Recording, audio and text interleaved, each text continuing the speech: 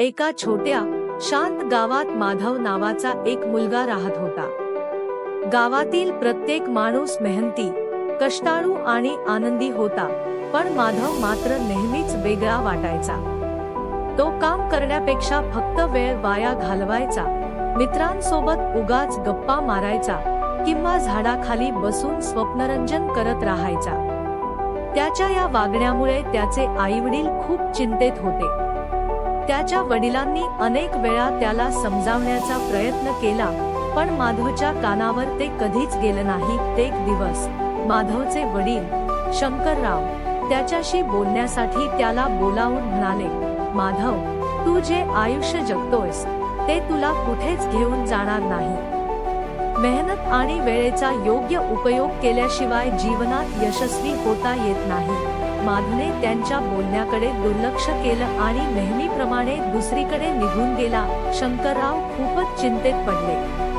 ते विचार करू लागले की माधवला वेळेचं महत्त्व कसं समजावून सांगावं। अखेर त्यांना एक युक्ती सुचली। त्यांनी ठरवलं की माधवला एक महत्त्वाचा धडा शिकवायचा आहे। दुसऱ्या दिवशी सकाळी शंकररावांनी माधवला जवळ बोलावलं आणि म्हणाले, माधव, मला तुझी एक मदत हवी आहे। तू तयार आहेस का? माधव नेहमीच काम टाळण्याच्या विचारात असायचा, पण वडिलांच्या आग्रहामुळे तो तयार झाला। मग तू घरातल्या अलमारीतून ती जुनी घड्याळ आणून दे, शंकरराव म्हणाले। माधव तिथून उठून घरात गेला आणि जुनी धूळ जमा झालेली घड्याळ शोधून बाहेर आणली।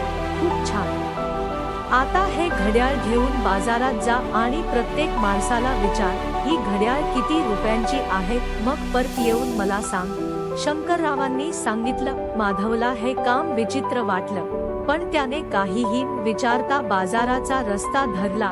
बाजारात पोहोचल्यावर माधवने तिथल्या दुकानदारांना आणि लोकांना घड्याळ दाखवत विचारलं, ही घड्याळ किती रुपयांची आहे?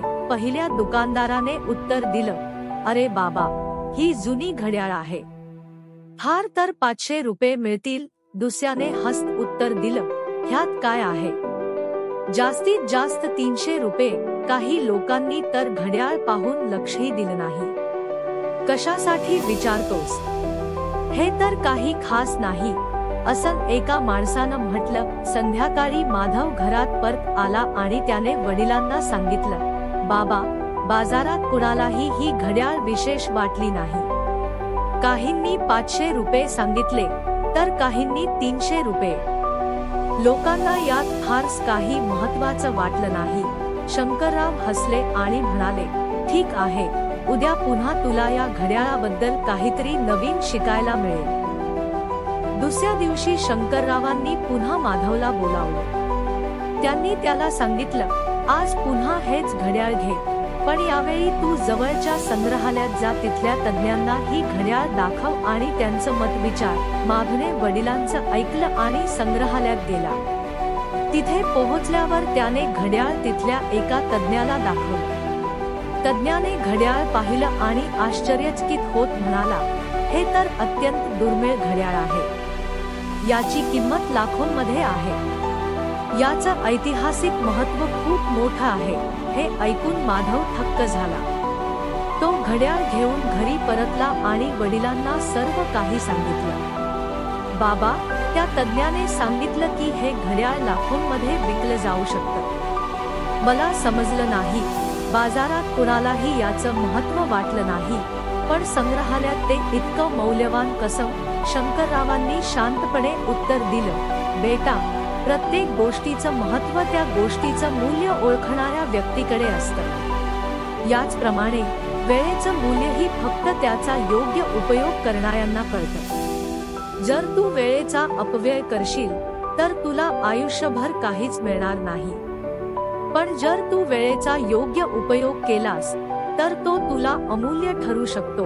माधवला हळूहळू वडिलांचे शब्द समजायला लागले होते, तरीही शंकररावांनी त्याला आणखी एका धड्यासाठी तयार केलं। त्यांनी सांगितलं, उद्या पहाटे तू माझ्यासोबत नदीकाठी चल, तिथे तुला आणखी काही शिकायला मिळेल। दुसऱ्या दिवशी माधव आणि शंकरराव नदीकाठी पोहोचले। तिथे पोहोचल्यावर शंकररावांनी माधवला एक लहानशी बालटी दिली आणि सांगितलं, ही बालटी पाण्याने भर आणि ती पाण्याने पूर्ण भरेपर्यंत नदीकाठी थांब. पण लक्षात ठेव, पाणी सांडता कामा नये. माधवने बालटी भरली आणि पाण्याच्या प्रत्येक थेंबाकडे लक्ष ठेवत राहिला. काही वेळाने सूर्योदय झाला आणि बालटी पूर्ण भरली. त्याने ती वडिलांकडे आणली. बाबा, मी तुमचं सांगितलेलं केलं. आता मला सांगा, याचा अर्थ काय? माधवने विचारलं. शंकररावांनी उत्तर दिलं, माधव, जसं तू या बालटीतलं पाणी सांडू दिलं नाहीस, तसंच वेळेचंही आहे. जर तू वेळेचा योग्य उपयोग केलास आणि त्याला वाया जाऊ दिलं नाहीस, तर तू आयुष्यात मोठं यश मिळवशील.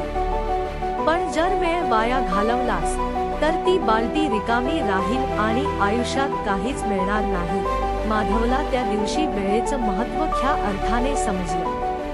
त्याने ठरवलं की आता तो प्रत्येक क्षणाचा योग्य उपयोग करेल. त्याने आपली सवय बदलली, मित्रांच्या वाया जाणाऱ्या गप्पा कमी केल्या आणि आपल्या भविष्याकडे लक्ष दिलं.